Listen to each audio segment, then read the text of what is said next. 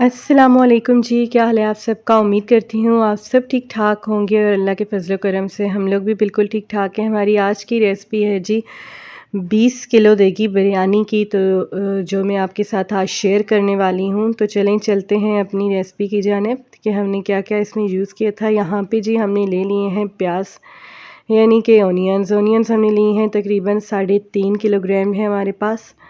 तो हमने इनको कट कर लेना है। कटिंग इसकी आप देख रहे हैं कैसे कि ये बर्तन हमारे पास माशाल्लाह से काफ़ी ज़्यादा बड़ा है। तो यहाँ पे अब हम इसके अंदर ऑयल ऐड कर देंगे, कुकिंग ऑयल। तो कुकिंग ऑयल जो हमने इसके अंदर ऐड किया है वो जी हमारे पास 2 किलोग्राम था, 2 केजी यानी कि। यहाँ पे आँच जो है आपने बिल्कुल मीडियम यूज़ करनी है, ना ही बहुत ज़्यादा हाई हो और ना ही बहुत ज़्यादा लो हो। तो ऑयल जो है हमारा तकरीबन इसके अंदर कंप्लीट हो चुका है। हमने डाल लिया है अपना 2 किलोग्राम ऑयल, और अब जो है सबसे पहले हमने प्याज को फ्राई करना है। तो प्याज का कलर आप देख रहे हैं अभी हमने बिल्कुल लाइट सा ही रखा है। तो यहाँ पे अब हमने इसके अंदर जी पेस्ट बना लेना है जिंजर गार्लिक का। जिंजर गार्लिक, लहसुन और अदरक यानी कि हमारे पास मौजूद थे तकरीबन आधा किलो। इसका पेस्ट बनाने के लिए यहाँ पे यूज़ किया गया है फूड प्रोसेसर को। आप चाहें तो कुछ भी ऐसा यूज़ कर सकते हैं जिसके अंदर जो है इजीली इनका पेस्ट बन जाए। यहाँ पे जो है पेस्ट इसका कंप्लीट हो चुका था। तो आप देख रहे हैं हमने प्याज के अंदर इसको ऐड कर दिया है। प्याज का कलर अभी बिल्कुल लाइट है, वो जो है अभी ब्राउन नहीं हुआ कम्प्लीटली। अभी यहाँ पे आपने कोई भी एक्स्ट्रा और मसाला जो है ऐड नहीं करना, क्योंकि सबसे पहले हमने इसके अंदर जो है गोश्त डालना है। तो गोश्त जो है हमारे पास बीफ मौजूद था।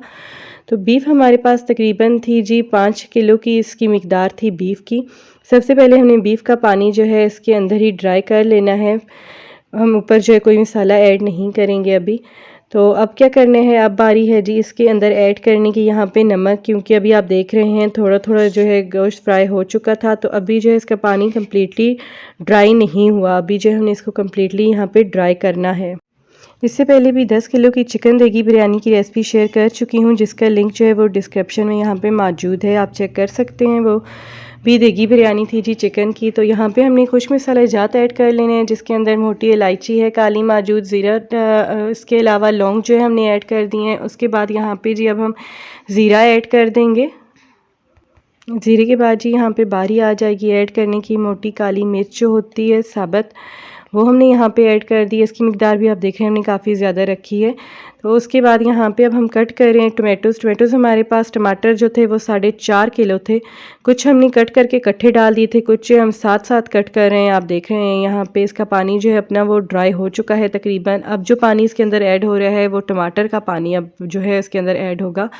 तो इसके बाद हमारी बारी यहाँ पे आएगी रेड चिली फ्लेक्स की, यानी कि दड़ा मिर्च जो होती है ना, कूट के बनाई जाती है वो। यहाँ पे हम उसके जो है 6 चम्मच ऐड कर रहे हैं दड़ा मिर्च के। जी, यहाँ पे एक वीडियो पार्ट जो है वो मिस हो गया था, काइंडली आप मत मिस कीजिएगा। आपने यहाँ पे जो है बिरयानी मसाला ऐड करना है जो मेरे से मिस हो चुका था। तो यहाँ पे अब जी हमने टर्मरिक पाउडर ऐड कर दिया है। वैसे वो मिस नहीं हुआ था, वो ये था कि वीडियो पार्ट जो है बीच में से मिस हो गया था।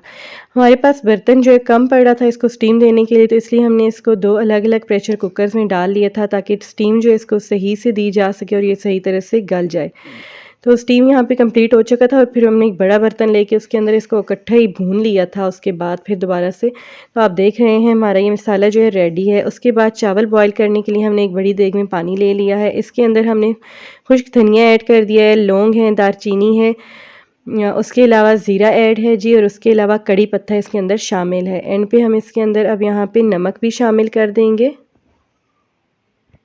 इसके नीचे जो है आँच आपने फुल रखनी है ताकि ये जल्दी से बॉयल होना शुरू हो जाए। ये जी हमारे चावल हैं जो कि 6 किलो हैं। हमने जो है इनको पहले ही भिगो रख के रख दिया था, और अब देख रहे हैं आप एक छाननी की मदद से ये निकाले जा रहे हैं, और ये बॉयल पानी में अब हमने डाल देने हैं। पानी जो है वो बिल्कुल उबल रहा हो, बॉयल हो रहा हो, तो उसके अंदर जब ये डालेंगे तो जल्दी बॉयल हो जाएंगे। तो यहाँ पे आपने नमक जो है इन्होंने चेक किया था तो नमक बहुत ही कम लग रहा था, तो ये इसलिए नमक दोबारा ऐड किया। तो ये चादर बिल्कुल देख रहे हैं आप जी साफ़ है। ये चारपाई पे बिछाइए, क्योंकि हमारे पास बर्तन बहुत छोटे थे, तो इसलिए साफ़ एक बड़ी चादर को चारपाई के ऊपर बिछा के ये चावल डाल दिए गए थे। अब जी देख के अंदर पहली एक लेयर जो है वो तैयार कर ली गई है।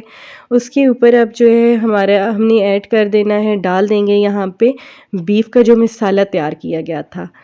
तो वो मसाला जो है अब यहाँ पे हम इकट्ठे ही जो है पलट देंगे इसके अंदर। जी, तो आप देख रहे हैं कम्प्लीटली जो है सारा बीफ मसाला इसके ऊपर डाल दिया गया है चावल की पहली लेयर के ऊपर।